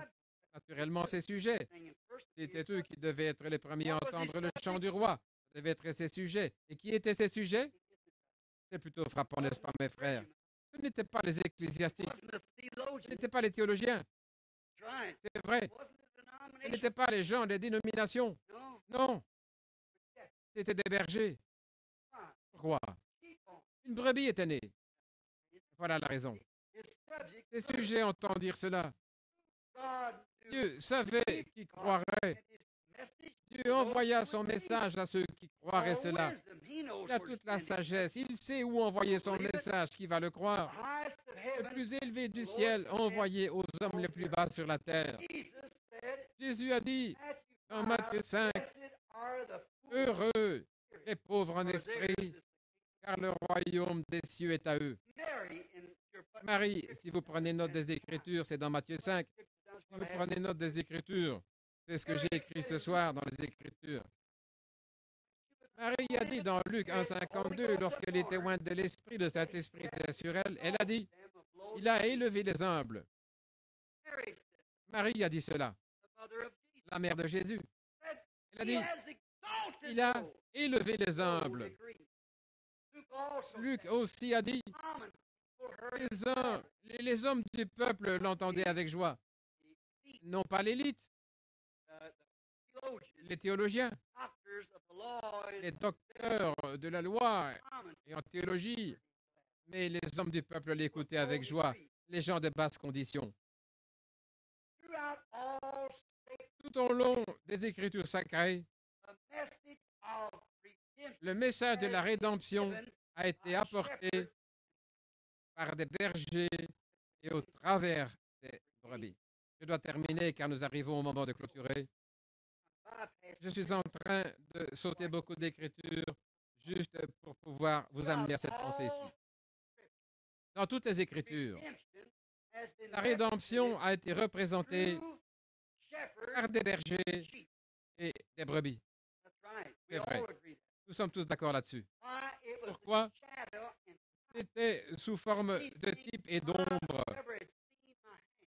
Si je n'avais jamais vu ma main et qu'en regardant ici l'ombre de ma main, et je voyais que j'ai 5 doigts, je savais que cela est un reflet. Le négatif était le reflet du positif. Et c'est pourquoi le message venait toujours. La rédemption par les brebis. En effet, c'est depuis le tout début. Et c'était au travers des brebis et par les bergers qu'il s'est révélé. Tout cela était des types et des ombres. Maintenant, considérons le début. Adam et Ève se tenaient là dans la présence de Dieu pour écouter son message qui leur était adressé. Ils portaient autour des reins une peau de brebis. Le premier message qui ait jamais été entendu avait été apporté là au-dessus de la peau des brebis que Dieu avait tué et dont il avait enveloppé Adam et Ève. Après qu'ils eurent essayé leur propre religion de feuilles de figuier, laquelle n'avait pas marché, le sacrifice des brebis avait été institué pour l'expiation depuis le tout début, le sacrifice des brebis. Nous allons terminer cela bientôt et vous montrer pourquoi il fallait que ce soit des bergers et pourquoi il le fallait. Ça devait être une brebis. Maintenant, les prophètes de l'Ancien Testament s'enveloppaient dans des peaux de brebis. Vous savez cela? Oui. Cela montrait leur foi dans sa parole qui annonçait la venue de l'agneau parfait. C'est pourquoi les prophètes, eh bien la parole de Dieu ne vient pas à un théologien. C'est lui qui l'embrouille, c'est vrai. C'est vrai. Vous dites, eh bien, ce gars est théologien. Non, ça ne fait que l'éloigner davantage de la parole, plus que toute autre chose que je connaisse. La parole du Seigneur, Dieu, le Dieu immuable, ne change jamais. Partout dans la Bible, la parole de Dieu venait toujours aux prophètes. Pas aux théologiens, ni aux docteurs. Aux prophètes. Et chaque fois, ils étaient toujours rejetés et refusés. D'habitude, les prophètes étaient aussi des gardiens de troupeaux. Les prophètes s'enveloppaient de peau de brebis parce qu'ils portaient la peau des brebis qu'ils paissaient. Et le premier message à une génération condamnée avait été apporté au-dessus de peau de brebis. Les prophètes, je le dis encore une fois, portaient des peaux de brebis parce qu'ils témoignaient par là. Ils croyaient qu'un agneau parfait viendrait pour offrir ce sacrifice. Et la parole de Dieu venait à eux au-dessus de peaux de brebis. Ces bergers ou ces prophètes étaient généralement des bergers. Abraham était un berger. Isaac était un berger. Jacob était un berger. Moïse était un berger. David était un berger. Tous les représentants de Dieu étaient généralement des bergers. Nous allons découvrir pourquoi cela est venu aux bergers. Ils reconnaissaient que la brebis était impuissante sans le berger pour la conduire. Une brebis est tout à fait impuissante. Elle ne peut pas se conduire elle-même. C'est la raison pour laquelle Dieu a comparé ses enfants croyants à des brebis. Ils doivent être conduits. Mais faites attention à celui qui vous conduit. Ne prenez pas un bouc. Il vous conduira à l'abattoir. Dieu ne nous donne jamais un bouc. Il nous a donné son Fils, le Saint-Esprit, pour nous conduire. Il est notre guide. Non pas des bergers formés par des hommes, mais des bergers donnés par Dieu, qui paissent les brebis avec la nourriture des brebis. Prenez un cochon et dites à ce cochon, je vais faire de toi un agneau. Et lavez-le, vernissez ses sabots et ainsi de suite, et donnez-lui la nourriture de brebis et soumettez-le à un type de régime alimentaire. Ensuite, placez-le là sur le plancher, là où les brebis paissent dans un champ de luzerne ou ailleurs. Et s'il y a un bourbier quelque part, le cochon ira tout droit dans ce bourbier aussi vite que possible. Pourquoi? C'est parce que sa nature est toujours celle d'un cochon. Et c'est la raison pour laquelle les membres d'Église aujourd'hui se livrent aux choses du monde. Voyez-vous, c'est parce que leur nature n'a pas été changée. Ils mangeront n'importe quel aliment ecclésiastique ou théologique. Mais la parole de Dieu, ils ne peuvent pas la supporter. Ils iront là et ils écouteront la parole de Dieu. Vous savez, le plus grand hypocrite au monde, c'est un vieux corbeau. Dans la Bible, ils étaient deux à être lâchés de l'arche. Le vieux corbeau est sorti et il n'est jamais retourné. Parce que c'est un vautour, un charognard. Il s'est posé sur les corps morts de cadavres et s'est rempli le ventre avec ces cadavres. Et lorsqu'on a lâché la colombe ne pouvait pas supporter cette odeur infecte. Ainsi, elle retourna à la maison du père, Noé, et elle frappa à la porte jusqu'à ce que Noé la fasse entrer. Maintenant, un corbeau peut se poser ici et manger le corps d'un cheval mort toute la journée et ensuite s'envoler et puis manger des grains à côté de la colombe. Mais une colombe ne peut pas s'envoler pour manger le cadavre du cheval et ensuite manger les grains. Cela la tuerait. Et vous, la colombe n'a pas de bile et elle ne peut pas digérer cela. Et lorsqu'une colombe de Dieu, colombe ou toute brebis qui mange la parole, un animal pur, lorsque vous lui donnez les choses du monde, ils savent que leur maître a dit, celui qui aime le monde ou les choses du monde, l'amour de Dieu n'est même pas en lui. Lorsque vous lui donnez quelque chose de contraire à cette parole de Dieu, il ne peut pas le supporter. Le diable peut prendre cela et le monde et appeler tout cela de Dieu. Vous ne pouvez pas mélanger l'huile avec de l'eau. Ça ne se mélange pas. Eux, tous ces bergers, savaient que sans le berger, les brebis étaient impuissantes. Et ils étaient des bergers et ils savaient que la brebis devait être conduite. C'est dommage de voir aujourd'hui, on essaie de nourrir les brebis avec la nourriture de cochon. Et une brebis ne mangera pas ça. Non, monsieur. Voyez, on essayait de nourrir des brebis dans le passé avec cette mixture. Lorsque la parole est venue, elles étaient déjà si habituées à cela qu'elles n'ont pas reconnu la parole. Et il en est de même aujourd'hui, lorsque la même chose est confirmée et prouvée, que Dieu ferait une certaine chose, ils sont tellement habitués à la mixture et en ont tellement mangé, eh bien, il n'y a pas moyen de leur parler, ils n'écouteront tout simplement pas. Oui.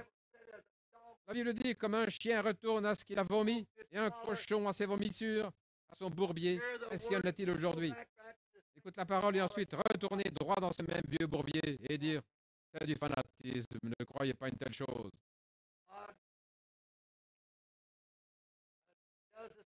La brebis fait la même chose aujourd'hui. Elles doivent avoir confiance dans le régime alimentaire de la parole. Elles n'accepteront pas notre régime alimentaire. Vous ne pouvez pas donner un régime ecclésiastique à une vraie brebis. Non, vous vous mettez à leur dire, eh bien écoutez donc, soyons tous ensemble. Jésus a prié afin que nous soyons tous un. Vous venez d'entendre la même chose à Tucson il n'y a pas longtemps, il y a quelques jours. Mais c'est un mensonge. Jésus n'a jamais prié. Comment pouvez-vous faire que la parole se condamne elle-même, qu'elle puisse se retourner contre elle-même? Alors Dieu n'est pas plus que tout autre homme. Jésus a dit, comment deux hommes peuvent-ils marcher ensemble sans s'être accordés? Comment allez-vous prendre un méthodiste, baptiste, presbytérien, catholique et les mettre ensemble? Ils deviennent un. Vous pourriez les mettre un, l'autorité d'un seul homme. Et Jésus a dit, afin qu'ils soient un, comme toi et moi nous sommes un. Eh bien, il veut que nous tous soyons un en lui, qui est la parole. Amen. Vous y voilà. Un avec le Père. Et le Père et le Fils, c'est la même chose. Et c'est la même parole. La parole manifestée, manifestant ces jours-ci, comme elle s'était manifestée dans n'importe quel autre âge, afin que vous puissiez être un. Il a dit, comme le Père m'a envoyé, moi aussi je vous envoie. Le Père qui l'avait envoyé est entré en lui pour confirmer la parole. Et le même Jésus qui envoie son peuple entre dans son peuple, il l'envoie et qui revient à dire, les œuvres que je fais, vous les ferez aussi. Bien sûr, il a prié pour que nous puissions être un avec lui, non pas un avec une organisation, non pas un avec un système, mais un avec Dieu.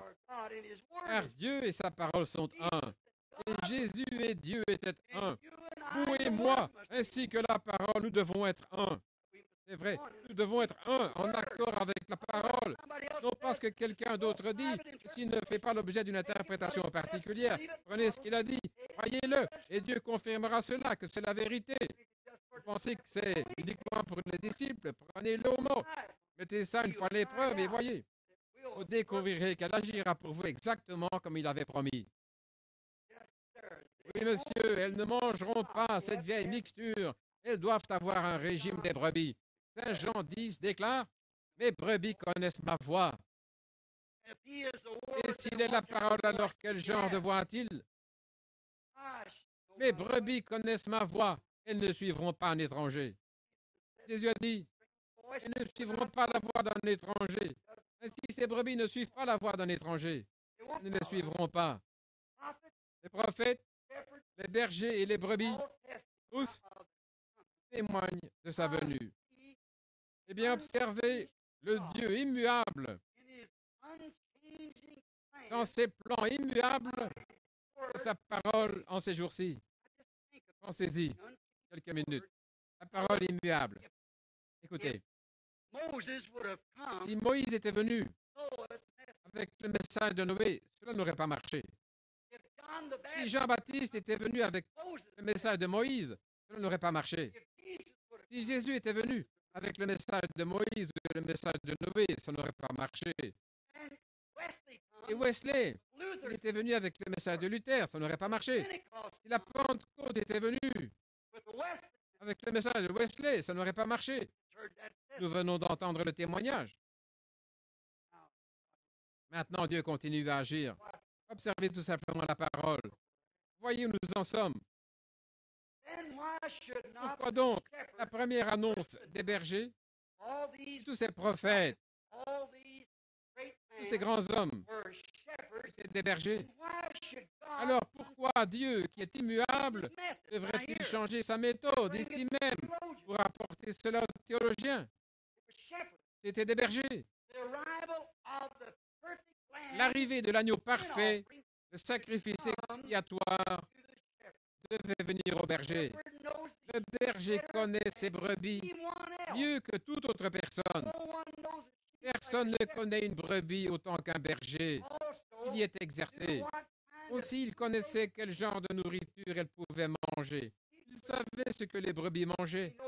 Et il connaît ses brebis à partir de ce qu'elles mangent. Vous pourriez voir une brebis sortir, aller vers un endroit où se trouve la pâtée, là, et se mettre à manger n'importe quoi. Vous diriez, chasser ce charognard. Et si Dieu savait auprès de qui les envoyer. Mentionnons l'un des grands prophètes bergers de Jéhovah pour confirmer que Dieu était dans ses prophètes derrière ses peaux de brebis. Suivez donc. Nous allons mentionner les premiers, c'est Moïse. Observons-le. Son ministère nous montrera Jéhovah dans son prophète berger. Eh bien, nous allons peut-être le prendre juste lui seul si nous avons le temps. Pendant les prochaines 10 minutes, nous apprendrons peut-être 2. Cela pourrait suffire. Moïse, Jéhovah se manifeste ici dans ce prophète berger. Il lui avait donné 3 dons pour confirmer son ministère et son appel devant les anciens d'Israël et devant Pharaon. Remarquez ce prophète berger maintenant. Il donne toujours à ses prophètes le signe surnaturel pour confirmer que c'était Dieu en eux.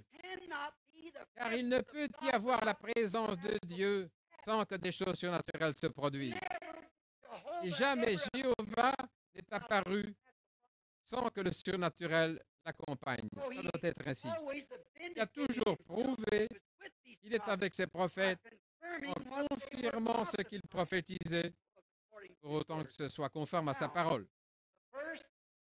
Eh bien, le premier signe qu'il avait donné à ce prophète berger, écoutez, était de changer sa verge en un serpent.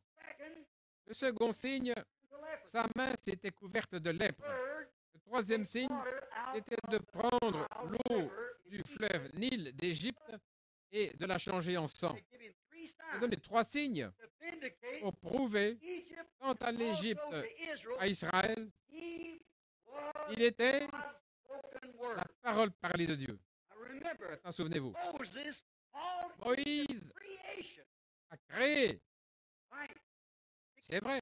Il a ramassé du sable, il a jeté cela en l'air, puis il a dit, il y a des puces et les puces vinrent. Il a dit qu'il y ait des mouches et les mouches vinrent. Il y a des grenouilles et les grenouilles vinrent. Il créait. Eh bien, un homme ne peut pas créer.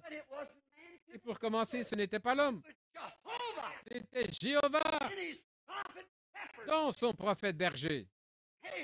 Amen. Observez bien.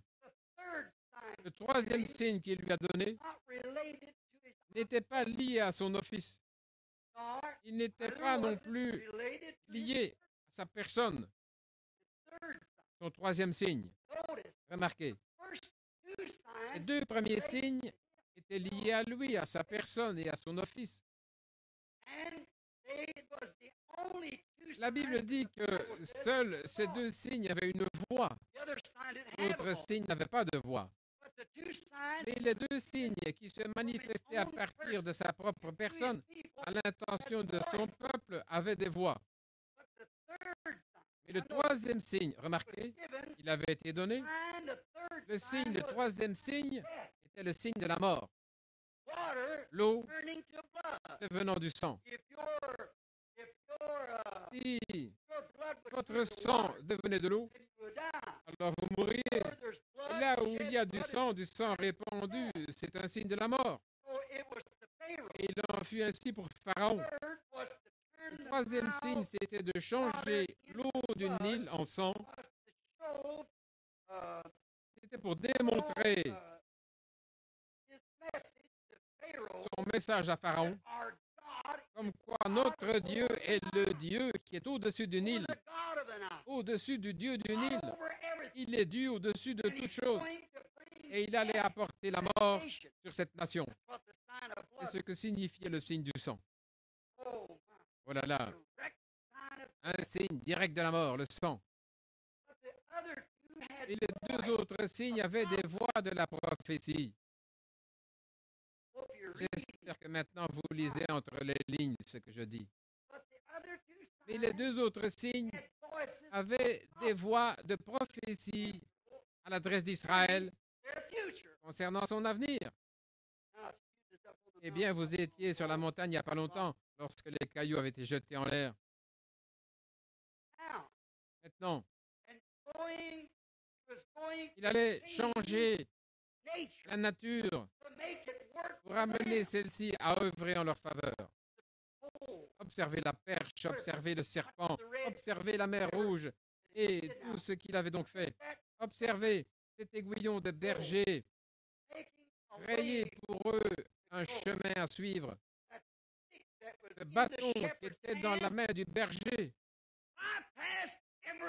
qui avait contourné toute théologie et toutes les choses que les sacrificateurs disaient. Et cette verge du berger les conduisait directement à travers tout ce qui était impossible aux hommes. Parce que Pharaon a essayé de penser que c'était les eaux des cataractes qui avaient débordé dans les montagnes et qu'ensuite elles s'étaient transformées en sang. Alors Dieu fit tomber du ciel une pluie de feu et il fit pleuvoir la grêle du ciel. Et il fit tomber les poux sur la terre et tout. Qu'a-t-il fait avec ce bâton de berger? Pas un manuel classique, pas une idée d'un théologien, mais un bâton de berger. Nous y arrivons dans un instant. Un bâton de berger.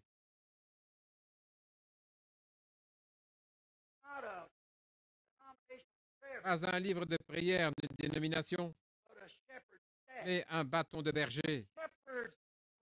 Le bâton de berger guidant ses brebis, clarifiant le chemin au fur et à mesure qu'ils avançaient vers la parole promise dans le pays. Quelle belle chose aujourd'hui qu'un bâton de berger.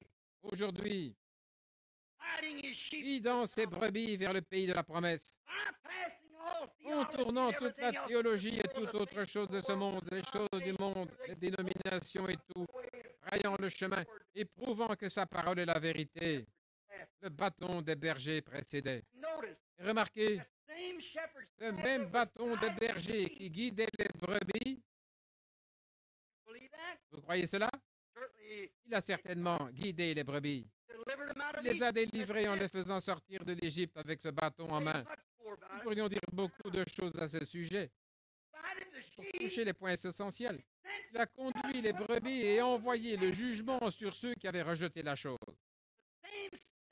Le même bâton qui était devenu une bénédiction pour les uns était devenu une malédiction pour les autres.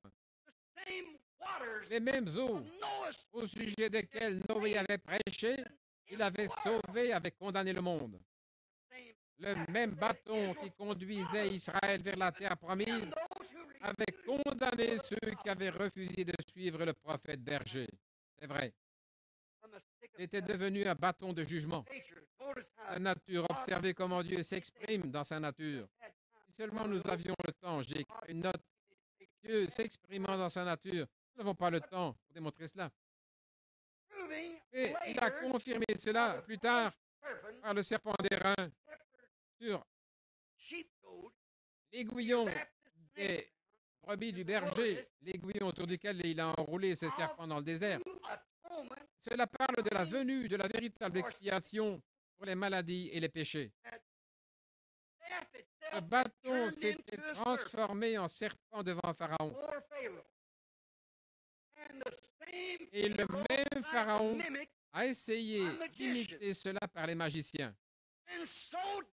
C'est ainsi que font les pharaons modernes d'aujourd'hui, les soi-disant croyants, les imitateurs charnels du message. Ils essaient d'imiter la même chose sans savoir d'où ça vient. Et ils l'introduisent dans une dénomination alors que cela est libre vis-à-vis d'elle autant que l'air peut l'être, ne peut être mis en boîte. Assurément. Mais ils essayent d'imiter, de faire des imitations. Et remarquez, ce même bâton du berger a dévoré les autres serpents. Où étaient ces autres serpents?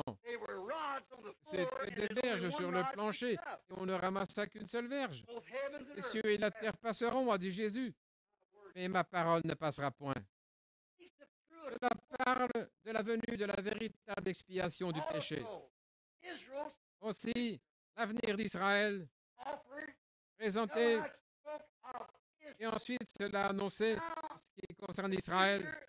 Donc, dans l'avenir, là, on leur avait offert d'être délivrés de l'esclavage de la mort par un prophète berger. Ils avaient été libérés de l'esclavage par un berger prophète au moyen d'un bâton. Voyez, cela annonçait le futur libérateur d'Israël qui allait les délivrer de la mort et du séjour des morts par le prophète berger dont nous parlons.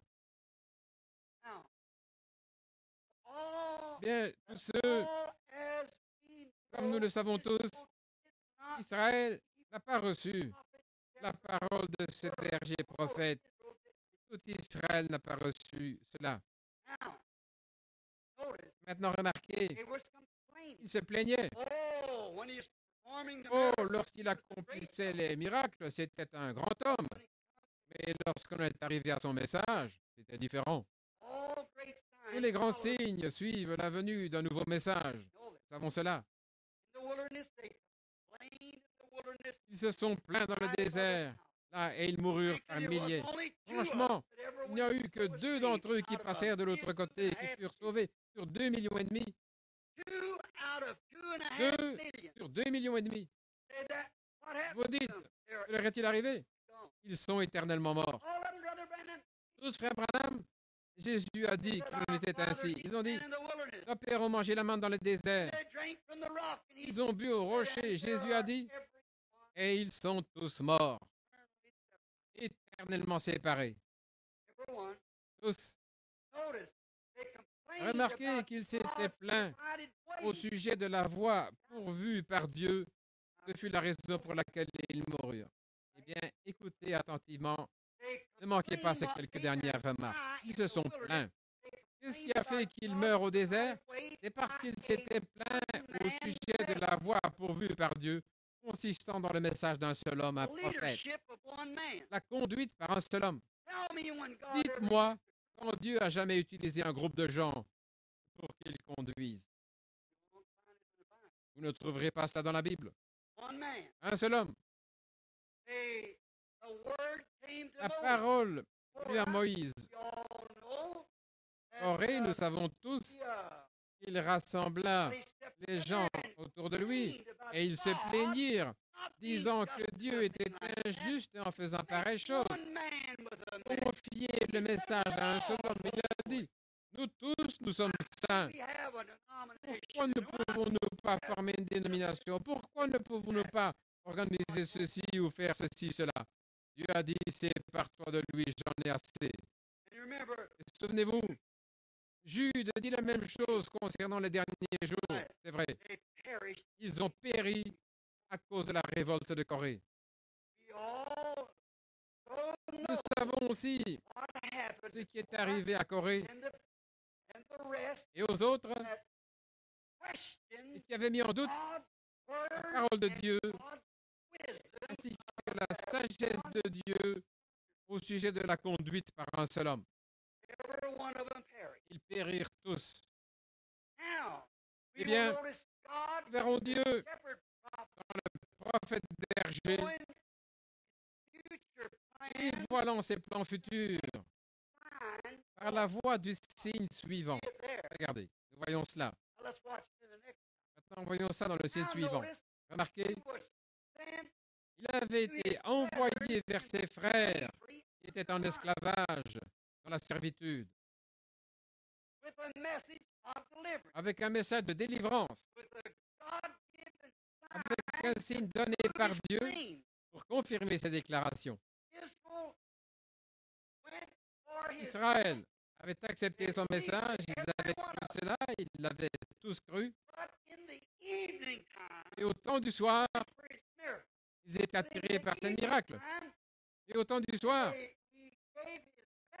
lorsqu'il a proclamé son message, c'était alors différent. Tous ceux qui n'avaient pas cru ce message moururent. C'est vrai.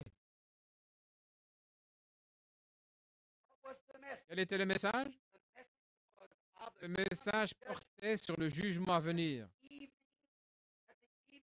Au temps du soir, Dieu parcourut le camp d'Israël pour voir si le peuple avait cru le message du prophète berger. Et tous ceux qui n'avaient pas cru cela périrent.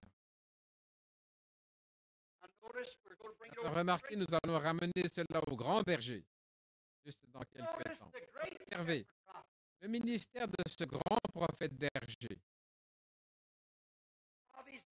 Pour ce qui est de ces miracles, chaque église avait ouvert ses portes et tenait à le recevoir. Elle voulait que les malades soient guéris. Elle voulait faire de grandes choses. Sa popularité était grande. Mais un jour, au temps du soir, après qu'il eut changé de l'eau en vin et qu'il eut nourri des milliers avec du pain et accompli des miracles, il se mit à leur parler. Et il leur dit, mon Père et moi, nous sommes un. Pourquoi dites-vous, montre-nous le Père?